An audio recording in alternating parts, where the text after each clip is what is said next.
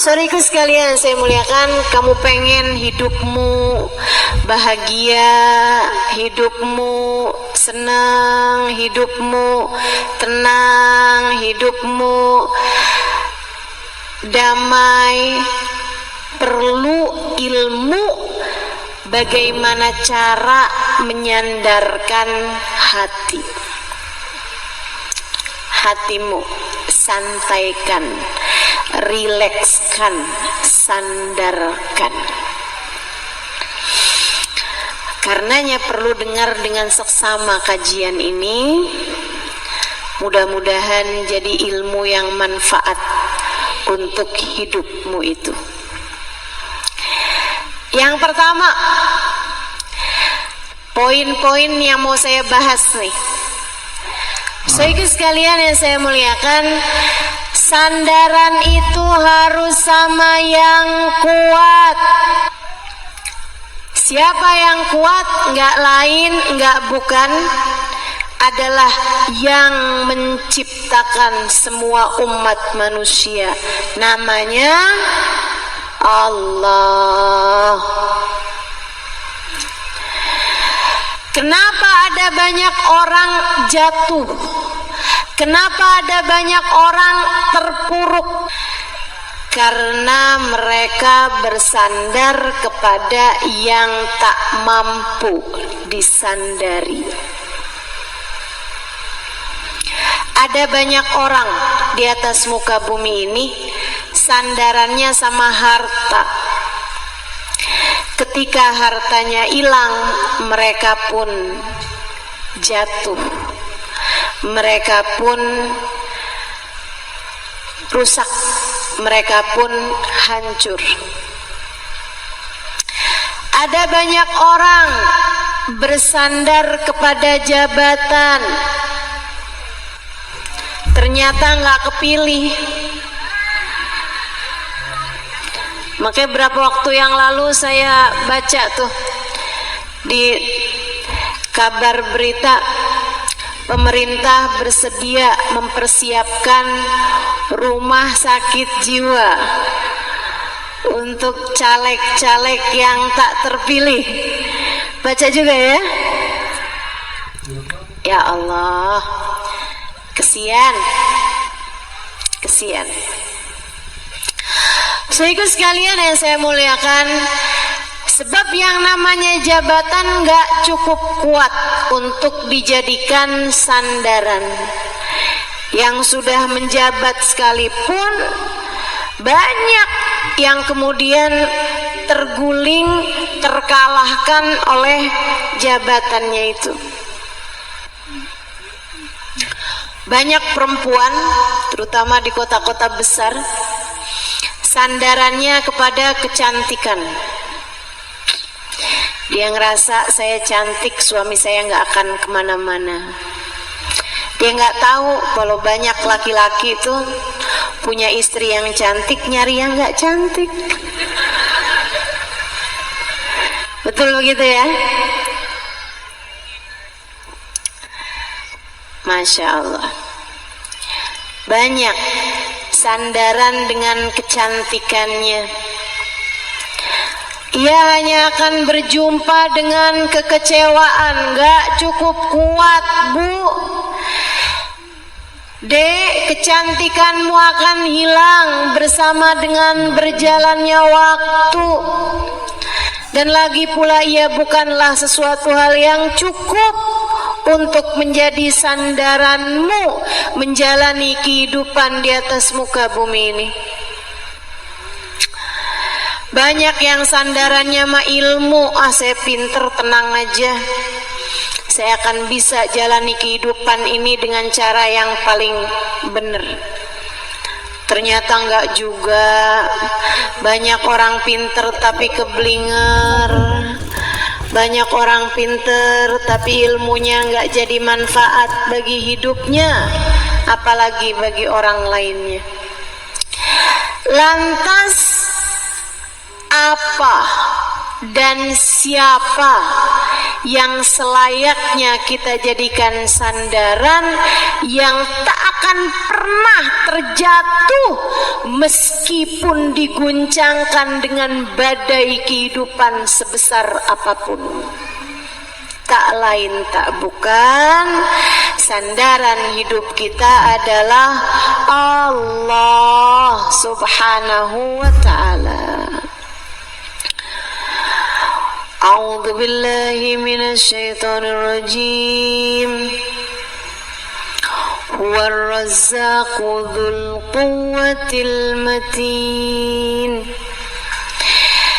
Dialah satu Allah sang pemberi rizki, dialah satu sang pemilik kekuatan yang tertinggi.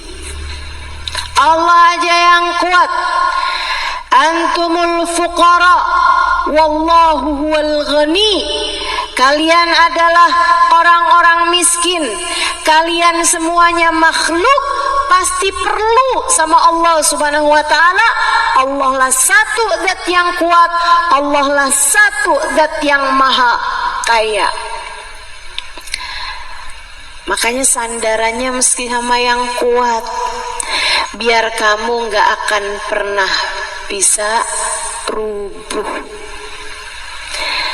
Sandarannya harus yang kuat, harus kepada yang kuat, biar kamu gak akan pernah bisa jatuh.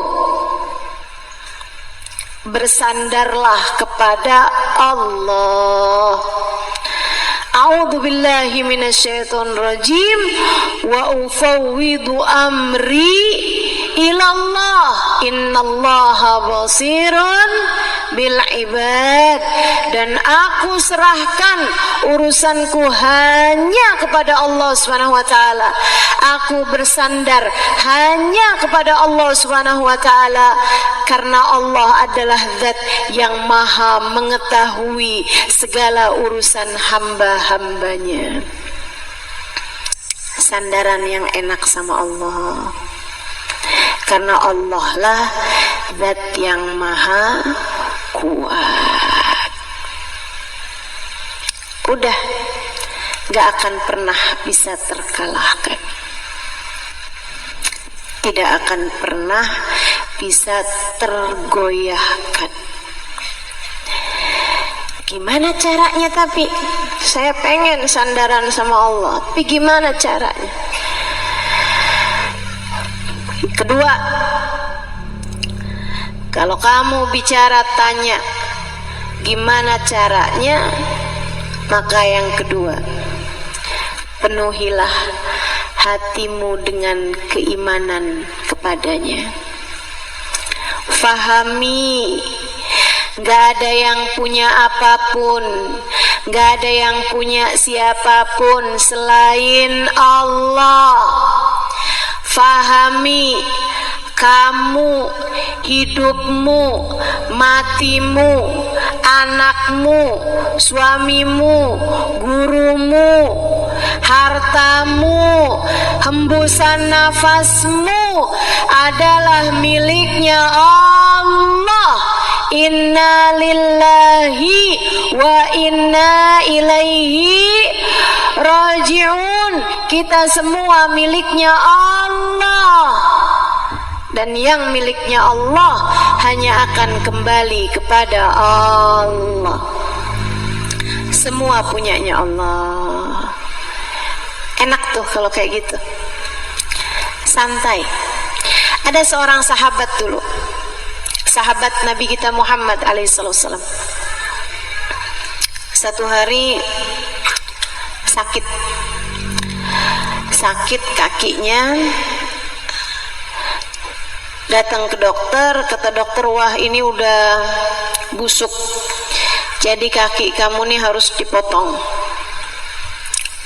Di zamannya Sayyidina Umar bin Khattab, sahabat ini kemudian dipotong kakinya,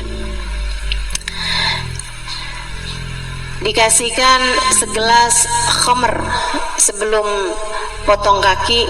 Dia bilang, buat apa khamr ini? Biar kamu gak sadar, jadi motong kakinya enak. Dia bilang, tapi ini kan haram. Khamr, minuman keras. Zaman itu belum ada bius ya. Jadinya dikasih segelas minuman keras. Dia bilang, mohon maaf dokter, saya nggak mau minum minuman keras, ini barang diharamkan sama Nabi Muhammad alaihissalam, diharamkan oleh Allah SWT. Tapi ini kan biar nggak sadar dalam keadaan darurat, saya nggak usah minum minuman keras. Tapi kamu akan sakit banget, bismillah, nggak apa-apa. Beliau kemudian dipotong kakinya, teriak, sakitan, pingsan. Pingsan, sadar-sadar besoknya sudah dalam keadaan kakinya terpotong dan sudah diberi obat-obatan juga. Beliau sholat subuh, habis selesai sholat subuh lagi baca-baca zikir, dapat kabar dia punya anak 2 orang laki-laki, 1 di antara anaknya meninggal dunia. Di hari yang sama dengan dia kehilangan kakinya, dia kehilangan 1 dari 2 orang anaknya. Dia angkat tangannya, ya Allah, terima kasih, Kau telah karuniakan padaku 2 kaki. Kau ambil 1 di sisimu ya Allah, masih Engkau sisakan yang 1 lagi. Terima kasih ya Allah, tidak Kau ambil dua-duanya. Ya Allah, Kau berikan padaku 2 orang anak, yang 1 Engkau ambil di sisimu, masih Engkau sisakan yang 1 lagi untukku. Terima kasih ya Allah atas apapun yang Kau ambil.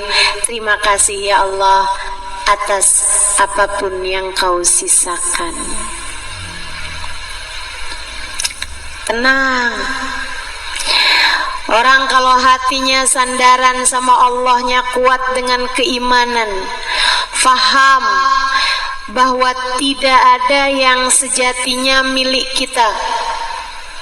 Orang tua kita miliknya Allah, suami kita miliknya Allah, anak-anak kita miliknya Allah, teman-teman kita punyanya Allah, bahkan kesehatan kita punyanya Allah, anggota tubuh kita punyanya Allah, harta kita punyanya Allah, hidup kita punyanya Allah, nyawa yang Allah hembuskan di dalam diri kita pun juga sejatinya semuanya bukanlah milik kita, melainkan miliknya Allah. Fahami itu. Fahami itu. Adik-adik, ibu-ibu, kalau pengen hidup lebih santai, lebih tenang, fahami ini. Gak ada yang benar-benar punyanya kita, dek. Gak ada. Semua punyanya Allah. Semua punyanya Allah. Sedih boleh. Kalau kita ditinggal orang yang kita sayang, kita sedih. Pasti. Nabi Muhammad pun mengalirkan air mata saat beliau menguburkan putranya, saat beliau menguburkan putrinya. Berderayan air mata beliau. Innama hadza dumu'ur rahmah, kata Nabi Muhammad ketika ditanya oleh sahabatnya. Ini hanyalah air mata kasih sayang. Bukan berarti aku menangis karena aku tidak terima dengan keputusan Allah. Tentu Nabi Muhammad terima dengan apapun keputusan Allah. Itu hanyalah air mata kesedihan, hanyalah air mata kasih sayang yang beliau yang mengalir di kedua mata beliau yang mulia. Sedih boleh, tapi nggak terima dengan keputusan Allah, itu nggak boleh. Kenapa nggak boleh? Sebab tidak sesuai dengan fakta. Faktanya semuanya miliknya Allah. Mau kamu tahanin, mau nggak kamu tahanin, yang akan diambil balik oleh Allah Subhanahu wa taala, pasti dia akan ambil kembali. Mau kamu nangis kejer, mau pingsan bolak-balik, yang udah meninggal dunia nggak akan hidup lagi. Maka jauh lebih indah, jauh lebih bahagia, jauh lebih rileks hatimu, jauh lebih santai hidupmu ketika kamu mengingat bahwasanya semua punyanya Allah. Inna lillahi wa inna ilaihi raji'un. Semua milik Allah, dan yang milik Allah pasti akan kembali kepada Allah. Kamu cinta sama HP-mu, tapi HP-mu bukan punyamu sejatinya, ia punyanya Allah. Nih Bu, barang yang ada pada saya sekarang, kerudung saya, cincin saya, jam tangan saya, baju saya, sepatu saya, tas saya, HP saya. Saya bilang punya saya. Saya bilang punya saya. Tapi ini kepemilikan bukanlah kepemilikan yang sejati.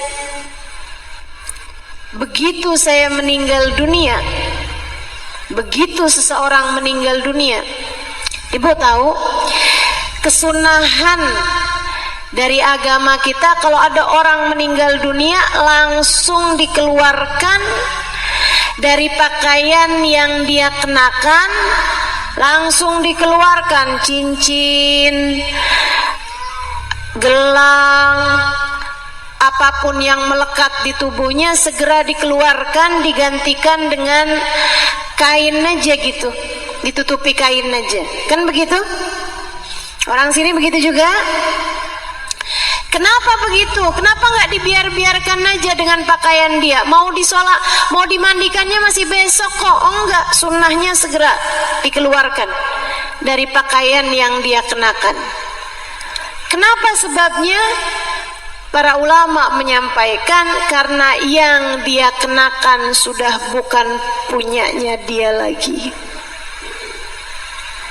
Jadi seperti yang tadi saya sampaikan, saya bilang ini cincin saya, ini jam tangan saya, ini kerudung saya, tas saya, HP saya.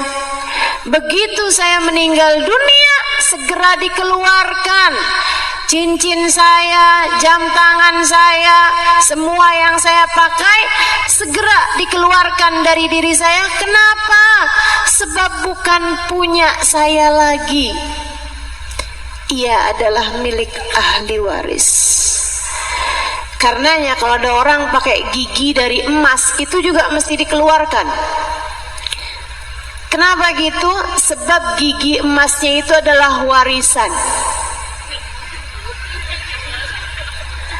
Jadi kalau pakai giginya yang bukan emas gitu, pakai gigi yang biasa aja yang kalau dijual juga emang gak laku, itu nggak wajib dikeluarkan, teman-teman. Wajib dikeluarkan itu bukan berarti dia sebagaimana masuk bumi dia juga harus keluar seperti itu, enggak. Dia wajib dikeluarkan karena itu terdiri dari ma yutamawal dalam istilah fikih kita, suatu yang dianggap sebagai harta yang bisa diperjualbelikan. Makanya buat teman-teman yang nggak mau kalau mati dicabut giginya, jangan pakai gigi emas. Makanya ada orang nih pakai gigi emas banyak, terus dia bilang sama anak-anaknya, tenang nak, mama jangan kamu pikir nggak ninggalin warisan. Nih nak nih, ting, belakang, atas, kanan, kiri, warisan buat kamu semuanya, emas 24 karat. Masya Allah. Saudaraku sekalian yang saya muliakan, nggak ada yang benar-benar milik kita. entah dia diambil balik oleh Allah Subhanahu wa taala di dalam hidup kita, atau kita yang diambil balik oleh Allah Subhanahu wa taala meninggalkan apa yang kita anggap selama ini sebagai hak milik kita. Makanya kalau saya liatin dunia tuh nggak ada yang benar-benar milik kita, cuman hak guna aja. Hak guna aja. Sekarang kita pakai gitu ya. Kalau kita mati udah nggak punya hak guna lagi. Ya Allah, ya Allah. Setiap kali kamu kecewa karena ditinggal, baik oleh barang kamu ada yang hilang, atau ditinggal oleh orang yang meninggalkanmu, ingetin ini. Semuanya punyanya Allah. Semua punyanya Allah. Dan hanya kepada Allah lah semuanya akan kembali. Mudah-mudahan Allah jadikan kita hamba-hambanya yang kuat. Amin. Yang ketiga, kamu harus ingat apapun yang Allah tetapkan adalah yang terbaik. Itu caranya sandaran sama Allah. Hatimu tuh kamu ingatkan, tungguin hati, jangan marah dulu, jangan protes dulu. Kullu khair, kullu khair. Semuanya baik-baik aja, semuanya enak aja, tenang, semuanya baik-baik saja. Apapun yang terjadi, sepanik apapun kamu, sepusing apapun kamu akan jadi lebih rileks jika ingat bahwasanya dunia ini ada yang ngatur, yaitu Allah Subhanahu wa taala, dan yang Allah kasih ke kita itu adalah yang terbaik. Pada pernah sakit nih kan? Pernah sakit gak? Kalau kita sakit, kita akan pergi ke dokter. Biasanya kalau sakitnya ringan, dokter kasih kita pil pahit. Kita begitu dikasih pil yang pahit, apa yang kita bilang sama dokter? Makasih ya dokter, saya harus bayar berapa nih? Malah kita kasih lagi, padahal kita dikasih pil pahit. Teman-teman saudaraku sekalian yang saya muliakan, nih dalam kehidupan Allah sering kali memberi kepada kita pil-pil yang pahit, karena Allah tahu di sanalah terdapat kesembuhanmu. Tapi bukannya kita bilang terima kasih sama Allah, kita malah, kenapa harus saya ya Allah merasakan kepahitan hidup seperti ini? Ya Allah, pahit bener ya Allah. Sama dokter kita bisa bilang, makasih ya dokter, pil pahitnya. Siapa di antara kita yang ketika dikasih sama dokter pil pahit kita bilang, dokter nih punya masalah apa sama saya dokter? Kenapa dokter ngasih sama saya pil sepahit ini? Dokter kalau nggak seneng sama saya ngomong dok. Enggak ada, kita malah bilang makasih dokter, makasih. Allah adalah dokter terbaik dalam kehidupan kita. Allah tahu yang terbaik bagi kita. Karenanya dalam hidup kita enggak selalu dikasih yang manis, teman-teman. Ada kalanya dalam hidup kita diberi pil-pil pahit. Itu adalah cara Allah untuk membuatmu sehat. Coba nih perhatikan ucapan saya. Istri kalau terlalu boros, terlalu demen sama uang, suaminya biasanya pelit. Coba diinget-inget. Ini yang ketawa berasa nih kayaknya. Biasanya pelit. Kalau nggak pelit, mohon maaf. Biasanya kalau nggak pelit, kalau nggak miskin. Sama aja nggak bisa ngasih juga gitu. Kenapa gitu? Cara Allah untuk menetralkanmu. Cara Allah biar kamu kerjaannya nggak check out Shopee mulu, nggak kerjaannya jajan aja, beli-beli aja. Masya Allah, Masya Allah. Ustazah, suami saya tuh pencemburu banget Ustazah. Saya sampai susah mau apa-apa tuh karena dicemburu banget. Coba diingetin, kamu kayaknya terlalu ramah sama laki-laki, terlalu gampangan gitu kan, gampang akrab sama yang bukan mahram, gampang deket sama suami orang. Allah kasih kepadamu suami yang pencemburu buat jadi tali dalam hidupmu itu. Gitu. Itu cara Allah Subhanahu wa taala. Pil-pil pahit dalam kehidupan, saudaraku sekalian. Makanya kalau kamu perhatikan, sama halnya dengan dokter. Dokter itu kalau kamu lagi sakit, perut kamu nih yang sakit nih, pasti dokter akan konsentrasi ke perut. Kalau kamu bilang kepala saya nih dok, sakit banget nih dok, dokter juga akan konsentrasi ke kepala. Kan begitu? Demikian pula dengan Allah Subhanahu wa taala. Jalla jalaluhu wa ta'ala azamatuh akan memberikan ujian kepadamu dari arah yang paling kamu cintai. Kalau ada orang cintanya kepada harta luar biasa, ujiannya seringnya berasal dari sana. Kalau ada orang cintanya sama suaminya luar biasa, ujiannya akan asal dari sana.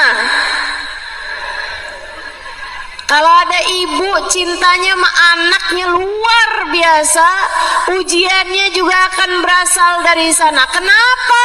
Karena Allah menfokuskan pengobatan dari sana. Hatimu tuh biar nggak gampang bergantung.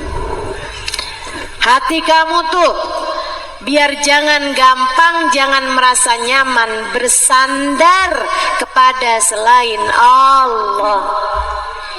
Itu tujuan Allah Subhanahu wa taala. Itu tujuan Allah. Saudariku sekalian yang saya muliakan, Ustazah, kalau suami saya pelit enggak, suami saya kasar enggak, suami saya juga pencemburu enggak Ustazah, tapi suami saya tuh gampang tergoda.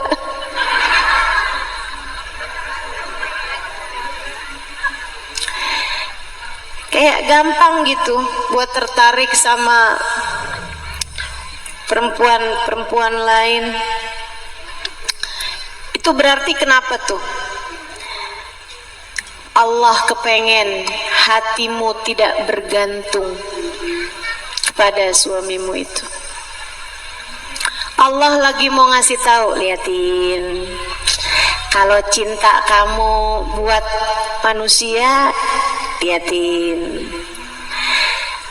kalau kamu sepenuhnya menjadikan cintamu utuh kepada suamimu, tuh liatin, kamu rentan kecewa. Manusia tatkala cinta, ia bisa mudah mengecewakan. Allah sedang mengingatkanmu bahwa hanya cinta Allah lah yang sejati. Karenanya saya sering sampaikan kepada perempuan-perempuan dimanapun, ketika hati ataupun cinta suamimu berpaling darimu, itu adalah cara Allah untuk mengingatkanmu bahwa hanya cintanya lah yang sejati.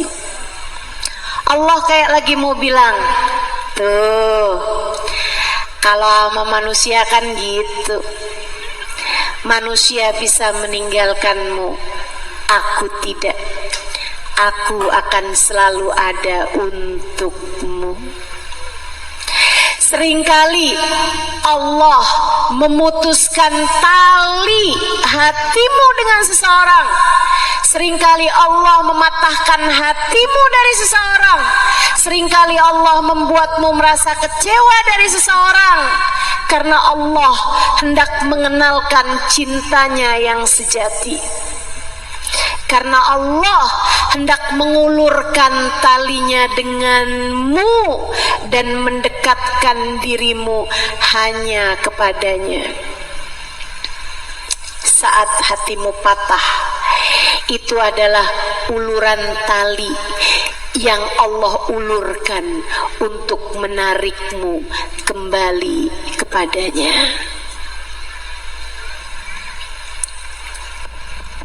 Mendekatlah terus padanya. Mendekatlah terus padanya.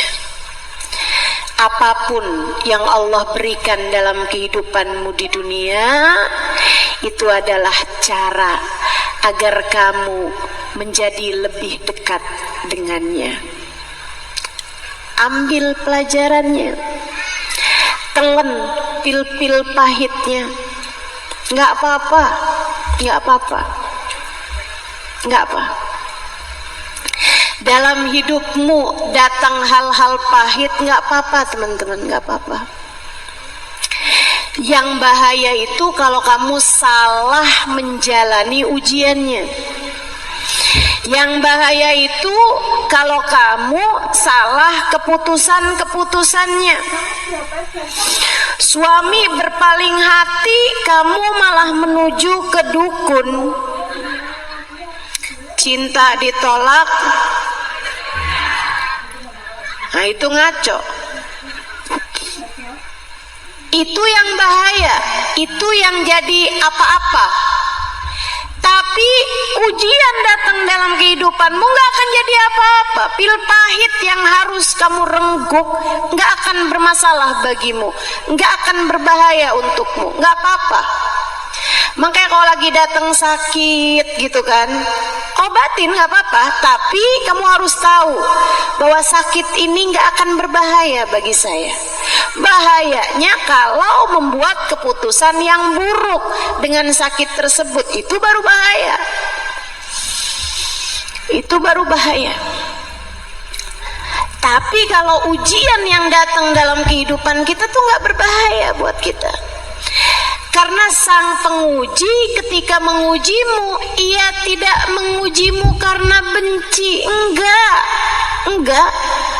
Allah tuh kalau ngasih ujian bukan karena benci padamu. Ya Allah, punya suami kok kayak gitu.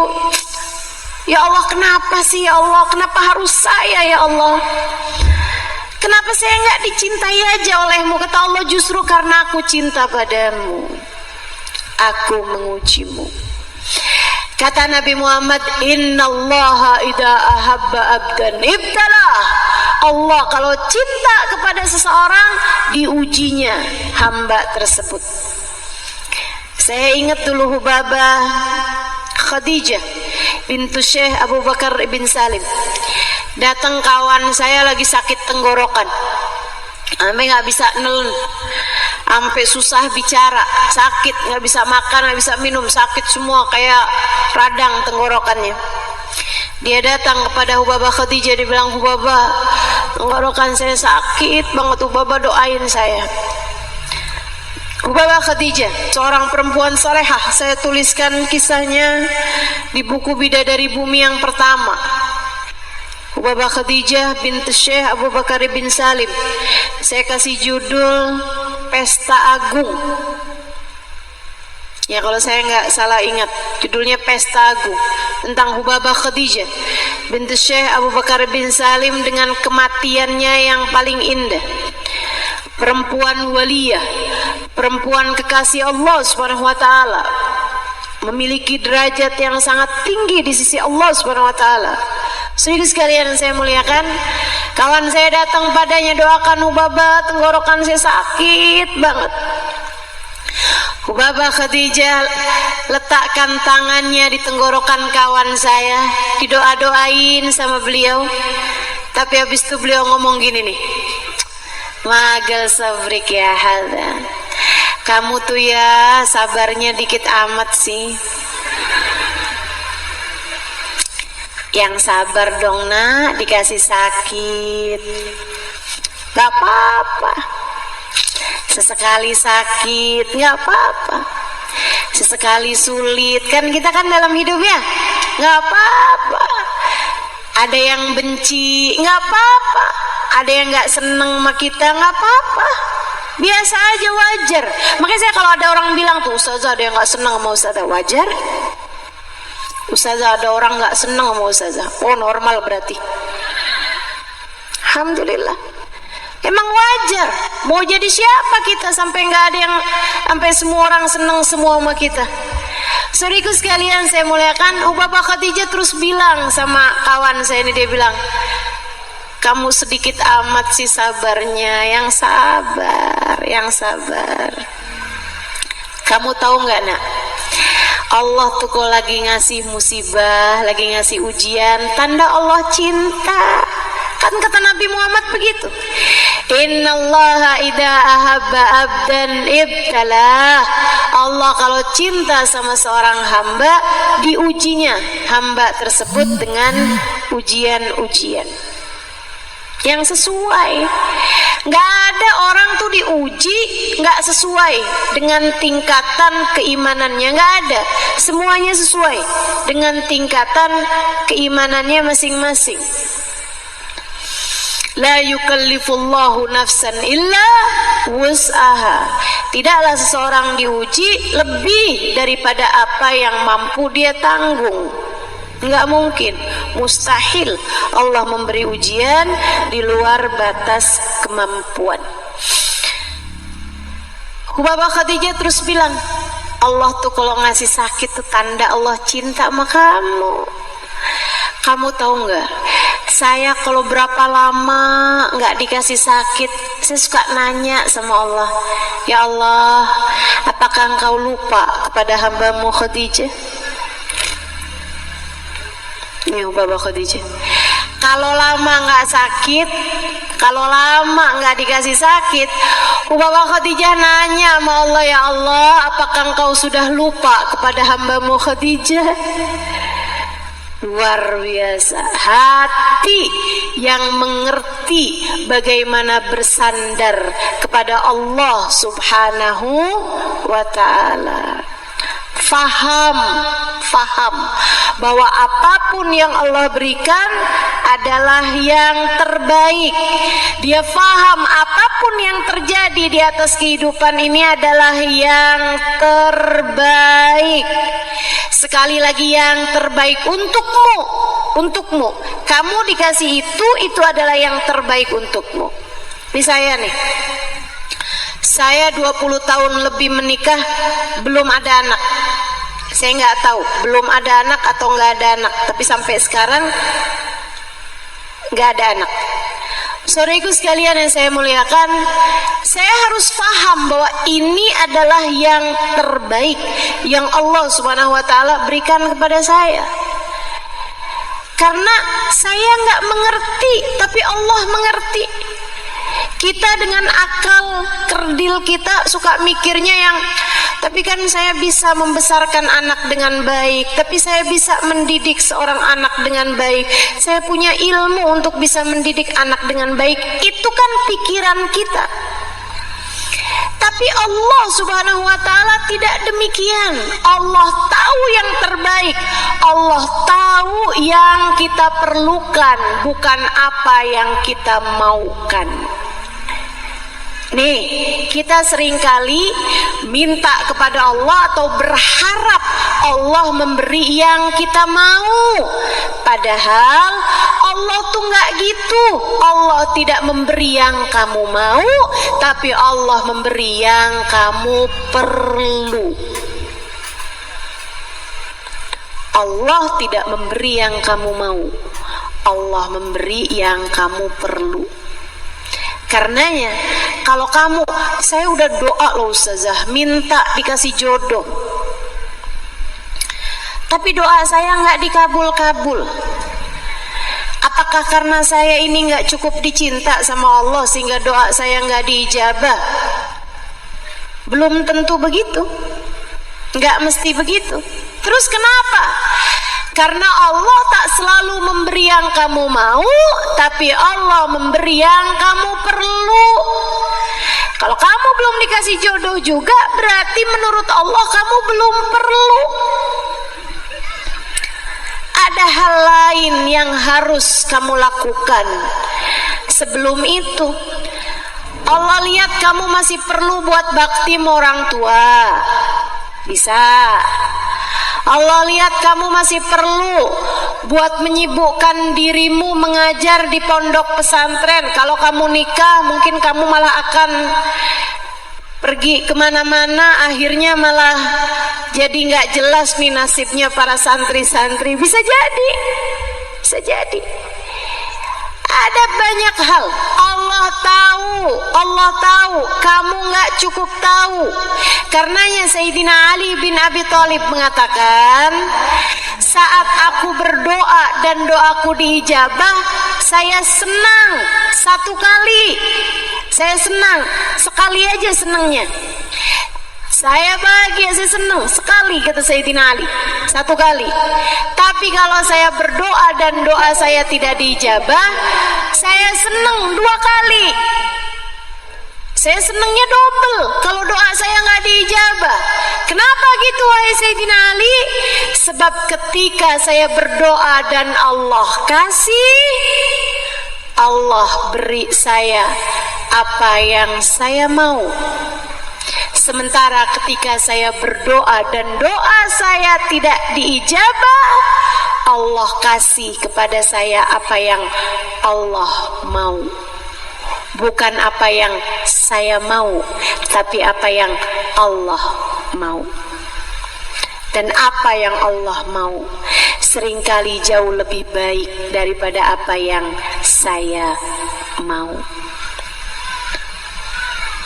Saya ingat ucapan Hubabah Umairah, salah satu perempuan soleha yang saya tulis juga di buku Bidadari Bumi yang pertama.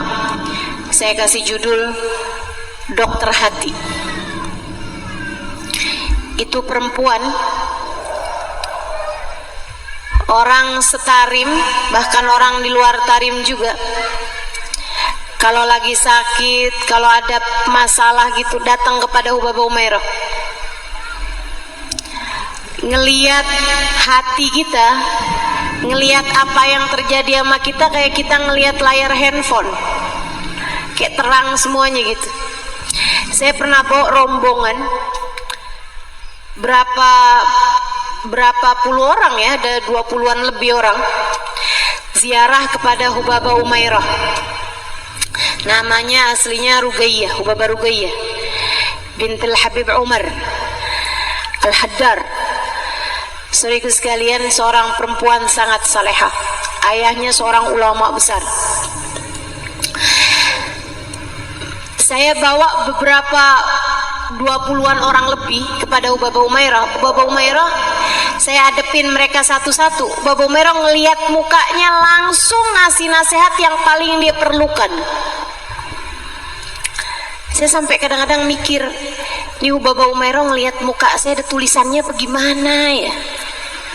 Lihat muka orang kayak ada tulisannya semua, kayak jelas banget gitu. Ada orang datang, kamu tuh sama suami yang bener ya, hormatin suami kamu, jangan marah-marah mulu gitu sama suami. Iya Hubabah, doain saya Hubabah. Nih, kamu baca ini tiap hari biar hati kamu lega. Ingat, suami kamu jalan surga buat kamu. Datang lagi orang lain lagi, ama urusan dunia tuh nggak usah segitunya. Cewek matre rupanya. Ya Allah, ya Allah. Tak datang lagi, sholat jagain yang bener. Itu kayak setiap orang langsung difokusnya gitu.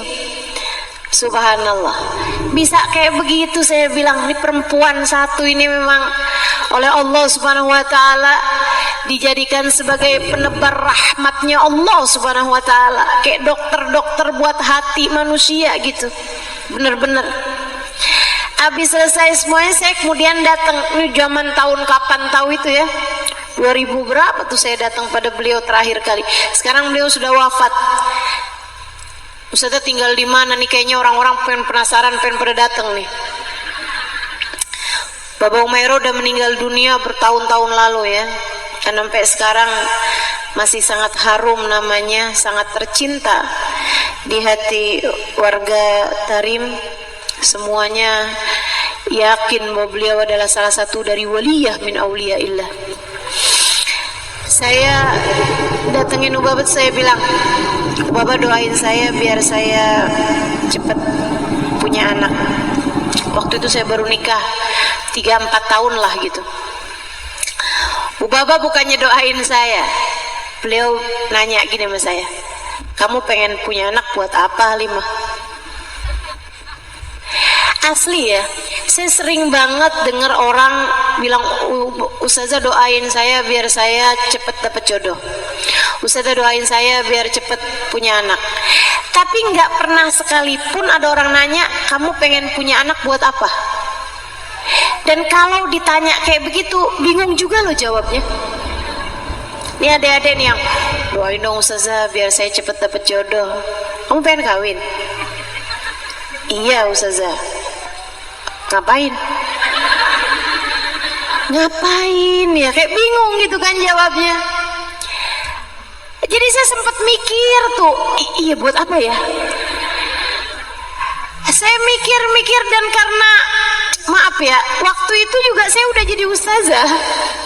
Jadi saya harus mikir, oh ini jawabannya harus ke ustazah-ustazahan lah gitu. Jadi saya bilang sama beliau, biar ada yang doain saya kalau saya meninggal dunia. Inti tudarrisin an-nasalah, kata Bapak gitu. Kamu ngajarin orang-orang kan, di negeri kamu ustazah kan, ngajarin orang-orang. Saya bilang, iya. Itu yang kamu ajarin. Kalau kamu meninggal dunia, kamu pikir nggak bakalan doain kamu? Doain, kata Bapak gitu. Iya sih Bapak. Maksudnya Ubaba tuh yang ngedoain kamu udah jauh lebih banyak. Yang hadir di majelis kamu kan banyak tuh ribuan. Kamu gak bakalan ngelahirin anak ribuan. Ya iya juga saya pikir. Akhirnya saya bilang gitu kan, kalau gitu Ubaba doain saya biar punya anak tetap nih kekeh.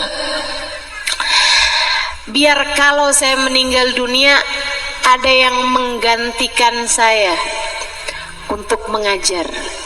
Ubabanya ketawa. Terus kata Ubaba, Halimah, dakwah itu punyanya Allah. Allah angkat, Allah pecat siapapun yang Allah kehendaki. Jangan kamu berpikir bahwa kamu telah melakukan sesuatu hal yang besar dalam Islam. Allah semua yang punya urusan, nak. Gak usah kamu berpikir bahwa saya harus punya anak nih biar anak saya nanti menggantikan saya jadi ustazah. Gak ada ceritanya begitu. Allah yang punya mau. Dia mau memberikan, dia mau menurunkan siapapun yang dia kehendaki. Saya pikir iya juga ya, salah nih jawabnya nih. Akhirnya saya memberi kepada beliau jawaban yang sangat-sangat standar, sangat-sangat diinginkan oleh seorang perempuan pada umumnya. Saya bilang, doain saya punya anak biar suami saya sayang sama saya. Ubaba lebih ketawa lagi. Ini kayaknya yang udahlah tadi salah, sekarang lebih salah lagi. Kata Bapak Halimah, hati manusia dalam genggaman Allah. Nah, kamu gak pernah lihat orang punya anak banyak, perempuan punya anak banyak, suaminya gak sayang juga? Ya iya sih. Bukan itu, bukan itu. Hati manusia dalam genggaman Allah. Saya jadi gak punya alasan lagi udah. Hubabah kemudian bilang begini, Halimah, kamu gak ngerasa dunia ini sudah begitu sibuk? Kamu gak ngerasa hidup di dunia ini sudah begitu sibuk sehingga memalingkan kita dari jalan Allah yang seharusnya kita tempuh? Saya pun menunduk dalam. Hubabah kemudian berkata, bukankah Allah menciptakan kita hidup di atas muka bumi ini untuk beribadah kepadanya? Tapi kita sibuk makan, kita sibuk tidur, kita sibuk mandi, kita sibuk dagang. Ada banyak kesibukan-kesibukan kita di atas muka bumi ini. Waktu kita habis buat urusan dunia. Kamu gak takut kalau kamu ada anak malah tambah semakin lebih sibuk lagi dalam urusan-urusan yang lain? Saya Halimah dari sejak kecil, saya doa, saya minta sama Allah, ya Allah, saya tak mau tersibukkan dengan selainmu. Saya tak mau tersibukkan darimu ya Allah, membuat saya lupa kepadamu, saya gak mau ya Allah.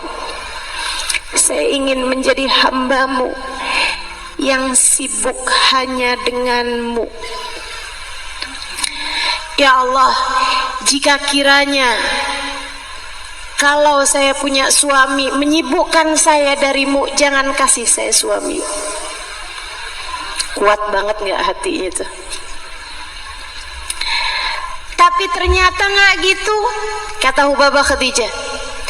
Kata Hubabah Umairah, saya pun ada suami juga, saya kawin juga akhirnya. Dan ternyata emang benar, saya bersama suami saya malah semakin gampang jalan menuju Allahnya. Ada teman sholat berjamaah, ada orang yang bisa bareng-barengan membahas tafsir dan seterusnya. Kata Hubabah Umairah, saya pun menikah juga.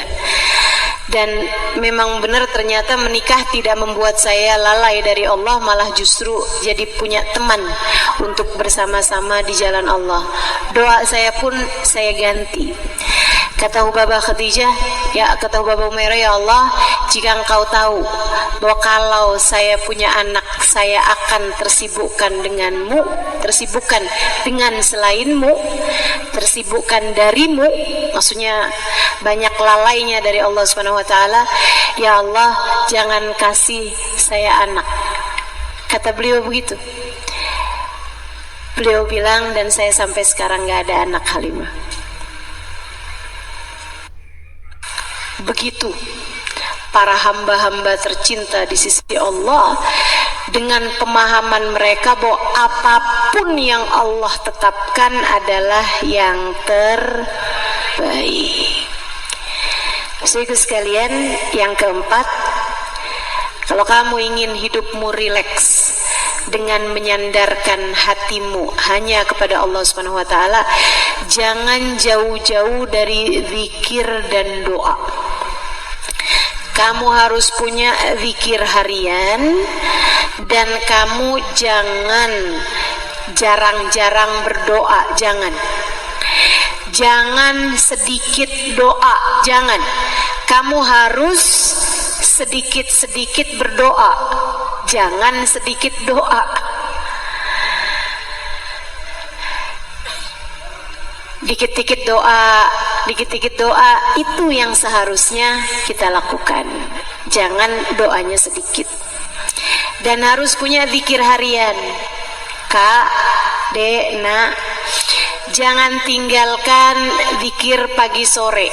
Ada namanya Al-Wirdul Latif tuh ya, ada tuh di kitab Khulasatul Madad karyanya Habib Abdullah bin Alawi Al-Haddad alaihi ridwanullah. Wirdul Latif itu bacaan zikirnya Nabi Muhammad, semuanya dikumpulkan, atau amalan-amalan yang Nabi Muhammad bilang siapa yang baca ini di pagi hari maka nggak akan datang hal yang berbahaya baginya sampai besok harinya atau sampai sore harinya. Itu semua sama beliau dikumpulkan. Siapa yang baca ini pagi hari, kalau dia meninggal dunia hari itu dia akan meninggal dalam husnul khotimah, misalnya gitu. Itu dikumpulkan sama beliau. Siapa yang baca ini pagi hari maka tidak akan bisa ada sihir, santet, guna-guna atau apapun dari hal-hal yang seperti itu sampai kepada dia pada hari itu. Itu semuanya dikumpulkan sama Al-Habib Abdullah bin Alawi Al-Haddad, dikasih nama Al-Wirdul Latif, bacaan pagi hari, bacaan latif. Latif itu kecil, bacaan-bacaan sebentar, bacaan-bacaan sedikit yang bisa kamu baca hanya dalam waktu beberapa belas menit aja. Kalau kita bacanya tiap hari gitu udah mulai lancar, saya kira 10-15 menitan aja kamu udah akan selesai bacaan tersebut. Namanya Wirdul Latif. Itu kumpul semuanya di situ.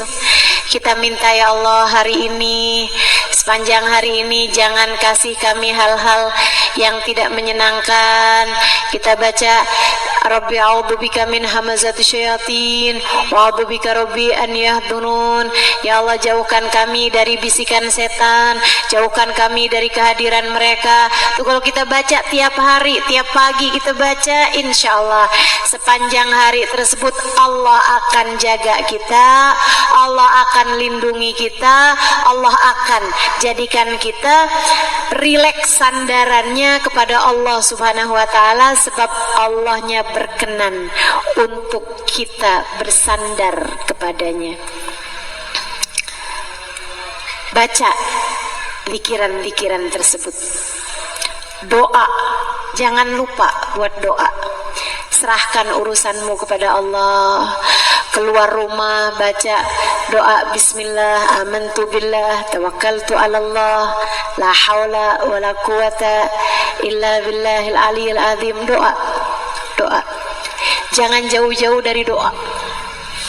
Doa adalah semua yang kita perlukan. Nah itu saya pernah nulis begitu tuh. Doa tak pernah sekedar. Doa tidak pernah hanya. Doa tuh saya nggak bisa apa-apa nih selain doa. Doa tuh nggak hanya. Doa itu nggak sekedar. Doa adalah semua yang kita perlukan. Nggak apa-apa, apapun aja terjadi nggak apa-apa selagi kamu masih bisa melangitkan doa.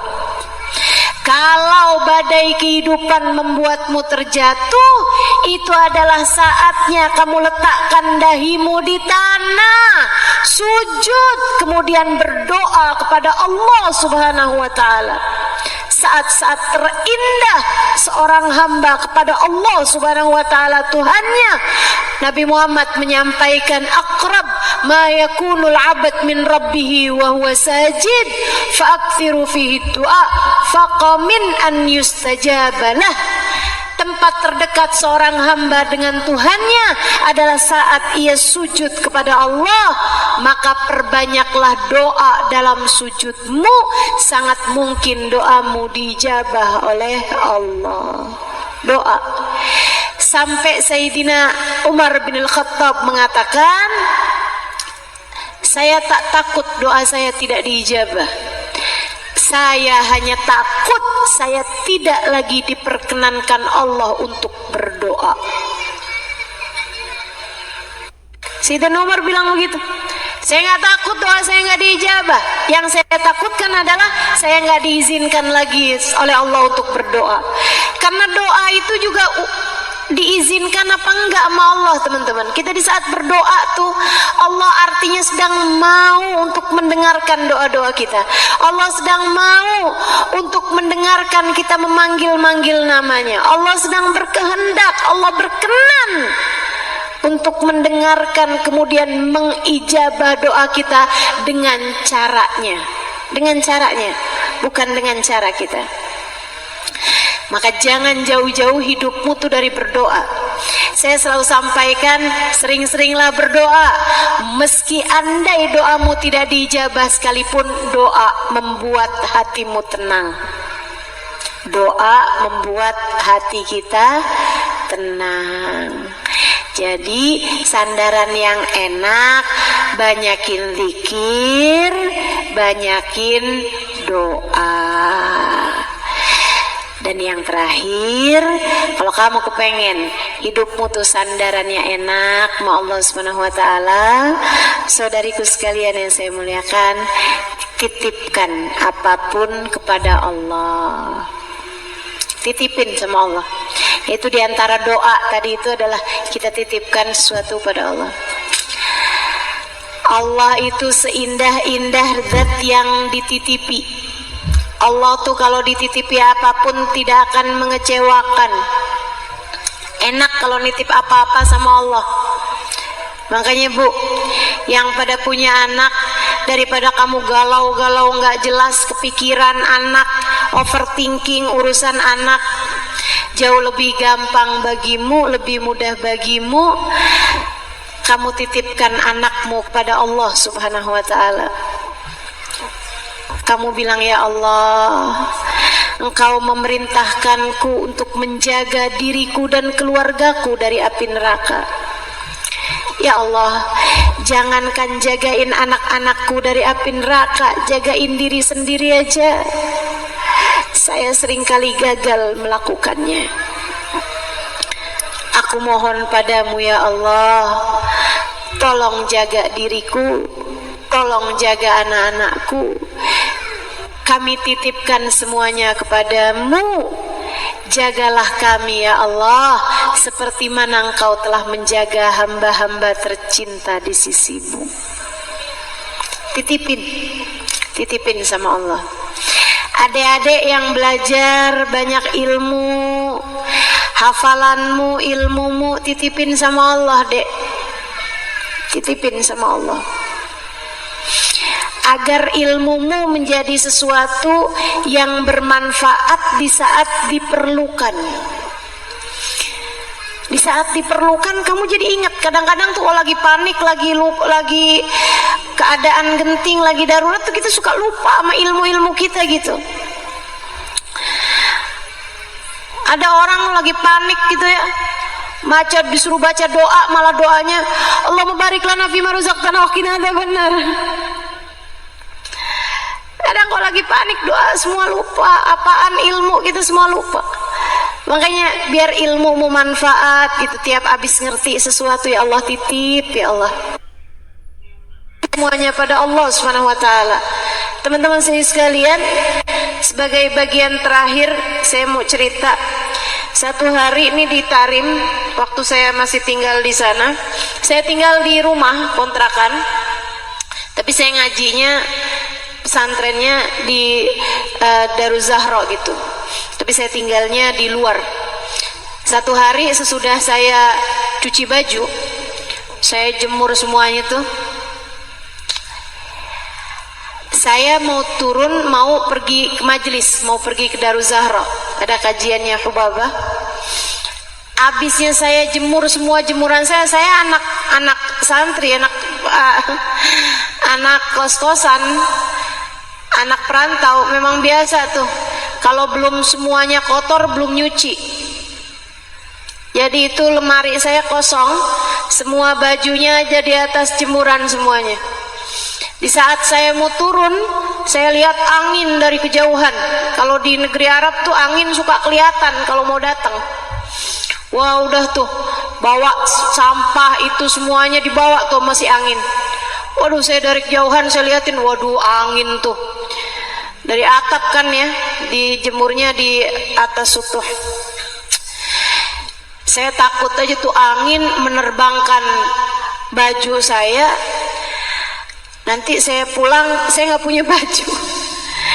Itu satu. Sama saya paling khawatir, saya takut aja kalau sampai ada salah satu habaib ulama, kan banyak di sana, tahu-tahu lagi jalan kejatuhan sesuatu yang saya punya. Apa ini ya? Aduh, nggak sopan banget kan. Tapi saya juga mikir nih, kalau saya turunkan jemuran saya pulang-pulang nggak punya baju bersih. Dan saya juga memang buru-buru juga mau pergi gitu. Saya bingung, saya nggak punya juga jepitan baju tuh, saya nggak punya. Akhirnya saya ingat ucapan salah satu guru saya, bilang segala sesuatu titipin nama Allah, Allah tahu cara jaganya. Akhirnya saya pegangin tuh satu jemuran saya. Saya bilang istauda'tukallah, istauda'tukallah. Saya titipin semuanya kepada Allah. Saya titipin sama Allah, titip sama Allah, titip ya Allah, titip ya Allah, titip ya Allah, titip ya Allah. Saya jalan, berangkat pergi majelis. Pulang dari majelis saya liatin di jalanan sampah benar-benar di mana-mana. Dan saya rasa juga itu mungkin bukan sampah ya, kayak baju orang apa segala macam di jalanan. Pasti itu diterbangkan sama angin-angin yang memang luar biasa kencengnya itu ya. Saya udah khawatir, udah was-was aja, ya Allah gimana ceritanya nih jemuran saya. Begitu saya masuk rumah, saya langsung naik ke atas. Di sanalah jelang-jelang maghrib, saya terpesona melihat jemuran saya tak ada yang bergerak dari tempatnya. Semuanya tetap di tempatnya. Mengalir air mata saya terharu. Saya bilang, ya Allah, terima kasih. Aku memintamu menjaga jemuran aja engkau jagain sedemikian rupa. Makasih ya Allah. Saya akan belajar untuk menitipkan hal-hal besar kepadamu dalam kehidupan. Jadi Bu, yuk kita belajar buat nitipin anak-anak kita kepada Allah. Bukankah anakmu jauh lebih berharga daripada sekedar jemuran saya? Mari kita menitipkan orang tua kita kepada Allah. Mereka jauh lebih berharga daripada harta apapun yang kita punya. Bahkan mari titipkan diri kita kepada Allah. Kita titipkan iman kita kepada Allah. Kita titipkan syahadat kita kepada Allah. Kita titipkan jalan hidup kita kepada Allah. Kita titipkan hati kita kepada Allah. Biar Allah jaga hati kita. Kita titipkan anggota tubuh kita kepada Allah. Biar Allah jaga anggota tubuh kita. Kita titipkan panca indera kita kepada Allah. Biar Allah jaga panca indera kita. Kita titipkan kesehatan kita kepada Allah. Biar Allah jaga. Kita titipkan dunia akhirat kita kepada Allah. Biar Allah jaga diri-diri kita. Kita baca suratul Fatihah. Silahkan yang punya air, yuk kita mau titip-titip sama Allah SWT. Yang airnya udah habis atau yang nggak punya air, jangan ngambil air tetangganya.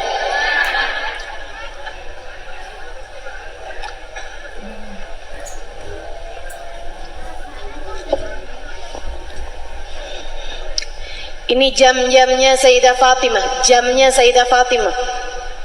Sa'ah Fatimiyah namanya. Ba'da asar hari Jumat, sa'ah mustajab. Saat yang paling mustajab buat berdoa. Kita meminta sama Allah Subhanahu wa taala agar Allah jaga kehidupan kita semuanya insyaallah.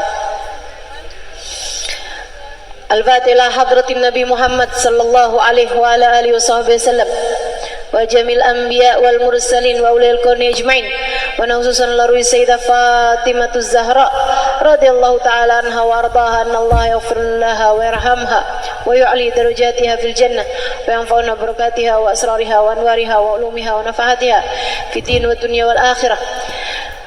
ثم إلى روح الفاتحة إلى روح جميع أولياء الله من مشارق الأرض ومغاربها برها وبحرها أن الله يغفر لهم ويرحمهم ويعلي درجاتهم في الجنة وينفعنا بركاتهم وأسرارهم وأنوارهم وعلومهم ونفحاتهم في الدين والدنيا والآخرة. Al-Fatihah. Baca bersama-sama. A'udzu billahi minasyaitonir rajim. Alhamdulillahi Rabbil Alamin Ar-Rahmanir Rahim Maliki Yawmiddin Iyyaka na'budu wa iyyaka nasta'in Ihdinas siratal mustaqim Siratal ladzina an'amta 'alaihim ghairil maghdubi 'alaihim waladdallin. Amin. Allahumma bihaqqil Fatihah birmatil Fatihah barakatil Fatihah taftah lana abwabal khair tu'amilana muamalat ahlal khair takfina min jamil fitan wal mihan bu'us wabair innaka wali kulli khair mutafaddil bi kulli khair birahmatika ya arhamar rahimin. Allahumma inna nas'aluka ziyadatan fid din barakatan fil umur wa sihhatan fil jasad wa sa'atan fil rizqi wa taubatan qabla al maut wa shahadatan 'inda al maut wa maghfiratan ba'da al maut wa afwan 'inda al hisab.